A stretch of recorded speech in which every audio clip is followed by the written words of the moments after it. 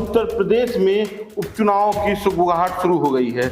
10 सीटों में उत्तर प्रदेश में विधानसभा के उपचुनाव होंगे। सीटों का महत्व इसलिए है कि इसी से 27 में क्या होने वाला है इसका निर्णय होगा। सब लोग चाह रहे हैं कि इस पर सबसे ज्यादा जीत उनकी पार्टी या उनके गठबंधन की। मिल्कीपुर और करहल ये 2 सीटें ऐसी हैं जिनका खासा महत्व है, क्योंकि करहल से अखिलेश यादव विधायक बनकर 22 में आए थे और मिल्कीपुर से अवधेश प्रसाद जो इस वक्त अयोध्या फैजाबाद के सांसद हैं। केशव प्रसाद मौर्य जो उत्तर प्रदेश के डिप्टी सीएम हैं और इन्हीं नेतृत्व में 17 में भारतीय जनता पार्टी की उत्तर प्रदेश में सरकार बनी थी। उनको फूलपुर, जहां से वो पहले सांसद हुआ करते थे, फूलपुर और मझवा की जिम्मेदारी दी गई। ब्रजेश पाठक के पास सीसामऊ और करहल है, ये दोनों समाजवादी पार्टी की सीट है और करहल समाजवादी पार्टी का गढ़ माना जाता है और यहाँ से अखिलेश यादव 22 में चुनाव जीत के विधानसभा पहुंचे थे।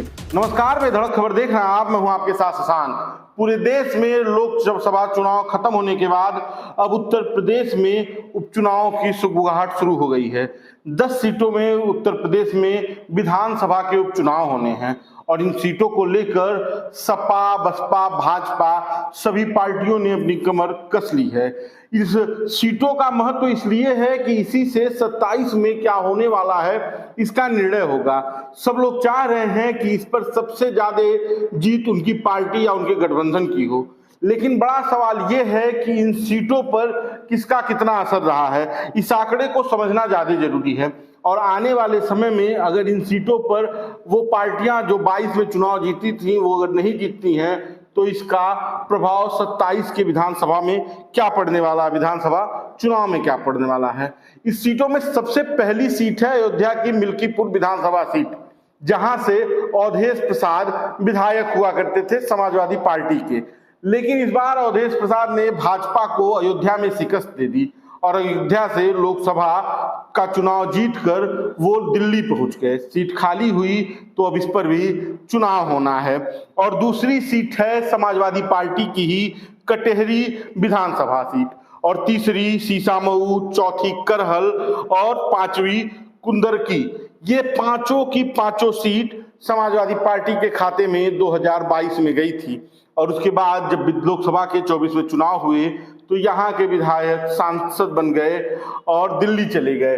ये सीटें खाली हो गई हैं। मिल्कीपुर और करहल ये 2 सीटें ऐसी हैं जिनका खासा महत्व है, क्योंकि करहल से अखिलेश यादव विधायक बनकर 22 में आए थे और मिल्कीपुर से अवधेश प्रसाद जो इस वक्त अयोध्या फैजाबाद के सांसद हैं। भाजपा के खाते की भी 3 सीटें हैं। भाजपा ने जिन 3 सीटों पर 22 में चुनाव जीता था उसमें फूलपुर है, खैर है और गाजियाबाद है और ये तीनों सीटें भाजपा की भी इस बार दांव पर उपचुनाव में लगी हैं। एक पार्टी भाजपा के गठबंधन की पार्टी की है, निषाद पार्टी की। निषाद पार्टी की ये सीट मझवा सीट है, जहां से निषाद पार्टी के विधायक 22 में जीते थे। उसके पहले 17 में यहाँ पर भाजपा ने जीत दर्ज की थी। और एक सीट राष्ट्रीय लोकदल की है। राष्ट्रीय लोकदल की जो सीट है वो है मीरापुर सीट।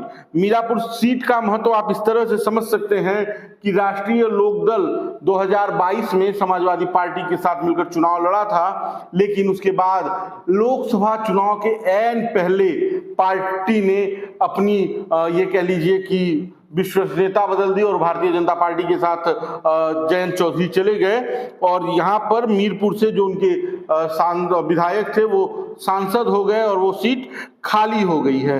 तो वहां पर भी लोकसभा विधानसभा के उपचुनाव होने हैं। इन 10 सीटों का महत्व भारतीय जनता पार्टी के लिहाज से इसलिए है कि जिस तरह से 17 और 22 के चुनाव में भारतीय जनता पार्टी ने उत्तर प्रदेश में अपनी जीत दर्ज कराई है, उसके लिए ये सीटें बड़ी महत्वपूर्ण हैं। अगर इन सीटों पर भारतीय जनता पार्टी उपचुनाव में अपना प्रदर्शन अच्छा नहीं करती है तो इसे 27 के विधानसभा चुनाव में से जोड़कर देखा जाएगा। वजह यह है कि 24 के लोकसभा चुनाव में भाजपा का उत्तर प्रदेश में प्रदर्शन बेहद निराशाजनक रहा है और उसकी वजह से भारतीय जनता पार्टी के अंदर अंतर्कलह चल रहा है। दिल्ली से लेकर लखनऊ तक तमाम मीटिंग चल रही है, मान मनौवल चल रही है। बताया जा रहा है कि कभी भी सत्ता बदली जा सकती है। कोई कह रहा है कि संगठन से बड़ी सरकार नहीं है और कोई विधायक मुख्यमंत्री के ही बयान पर आपत्ति जता रहा है, कोई सरकार के खिलाफ बोल रहा है, कोई विधानसभा में पास हुए विधेयक को विधान परिषद में लटका दे रहा है। इन सभी चीजों के बीच इन 10 सीटों का उपचुनाव बड़ा महत्वपूर्ण है।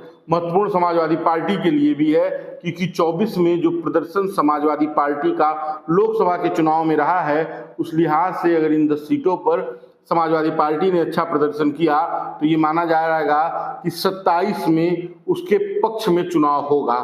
अब जो स्थिति है इसमें आप ये समझिए कि जो 10 सीटें हैं उसमें भाजपा ने किस तरह से तमाम मीटिंगों के बाद ये तय किया है कि किसके जिम्मे कौन सी सीट होगी। केशव प्रसाद मौर्य जो उत्तर प्रदेश के डिप्टी सीएम हैं और इन्हीं नेतृत्व में 17 में भारतीय जनता पार्टी की उत्तर प्रदेश में सरकार बनी थी, उनको फूलपुर, जहां से वो पहले सांसद हुआ करते थे, फूलपुर और मझवा की जिम्मेदारी दी गई है। इन 2 विधानसभा सीटों के उपचुनाव को जिताने की जिम्मेदारी केशव प्रसाद मौर्य की है।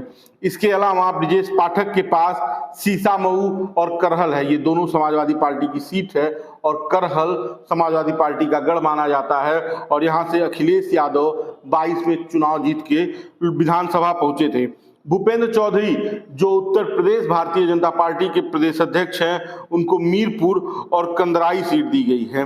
मीरपुर राष्ट्रीय लोकदल के खाते की सीट थी और कुंदरकी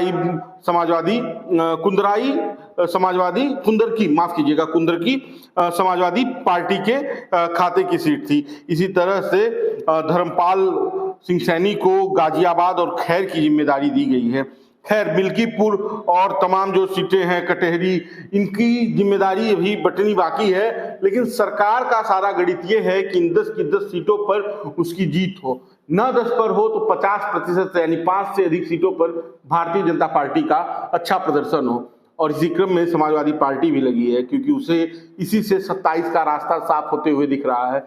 बसपा भी है, कांग्रेस भी है, चर्चा में निषाद पार्टी भी है, अपना दल भी है, राष्ट्रीय लोकदल भी है। निषाद पार्टी अपनी जीती हुई मझवा सीट चाहती है और राष्ट्रीय लोकदल अपनी जीती हुई मीरापुर। और उसी के साथ साथ गठबंधन में समाजवादी पार्टी के साथ जो इंडिया अलायंस की सबसे बड़ी पार्टी है कांग्रेस, वो भी चाहती है कि उत्तर प्रदेश के विधानसभा के उपचुनाव में उसको भी 1-2 सीट लड़ने का मौका मिले। अब ये बंटवारा कैसे होता है ये आने वाला वक्त बताएगा, लेकिन ये चुनाव बड़ा महत्वपूर्ण होने वाला है। इस उपचुनाव से 27 का परिणाम तय होने वाला है। बाकी किस तरह की खबरों को देखने के लिए आप बेधड़क खबर के साथ बने रहे। इस वीडियो पर आपकी क्या राय है हमें कमेंट बॉक्स में दें। वीडियो अच्छा लगे तो शेयर जरूर करें। धन्यवाद।